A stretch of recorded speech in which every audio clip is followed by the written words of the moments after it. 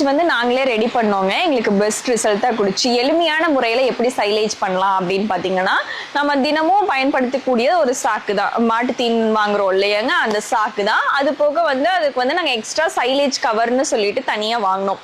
அது எங்களுக்கு ஒரு கவர் வந்து 15 ரூபா வந்துச்சுங்க. அந்த சாக்குக்குள்ள வந்து அந்த கவரை போட்டுட்டு உள்ள நம்ம தீவனத்தை நாங்கள் வந்து மக்காசோள சைலேஜ் பண்ணி பார்த்தோம், மக்காசோள கருது சைலேஜ் பண்ணி பார்த்தோம், மக்காசோள தட்டு சைலேஜ் பண்ணி பார்த்தோம், மாட்டுத்தீன் பயிர் சைலேஜ் பண்ணி பார்த்தோம். எல்லாமே எங்களுக்கு பெஸ்ட் ரிசல்ட் தான் கொடுத்துச்சு.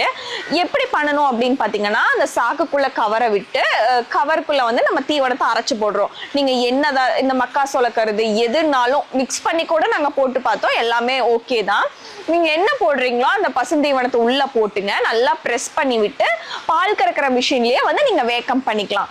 ஃபுல்லாக வேக்கம் பண்ணிட்டு அதுக்கப்புறம் டேகை போட்டு இறுக்கிடுறோமா, நல்லா இறுக்கி கட்டிட்டுங்க. அதுக்கு மேலே சாக்கையும் கட்டிட்டு நீங்கள் வெயில் மழை எதில் வேணால் வச்சுக்கலாம். நாங்கள் மழையிலையும் வச்சுருந்தோம், வெயிலையும் வச்சுருந்தோம், வெளியே தான் போட்டு வச்சுருந்தோம். அதுக்குன்னு ஒரு ஸ்பேஸ் கொடுத்து போட்டு வச்சிட்டோம்னா ஒரு 20 நாள் ஒரு 25 நாள் கழிச்சு பார்த்தீங்கன்னா உண்மையாகவே அது சைலேஜாக மாறிடுது.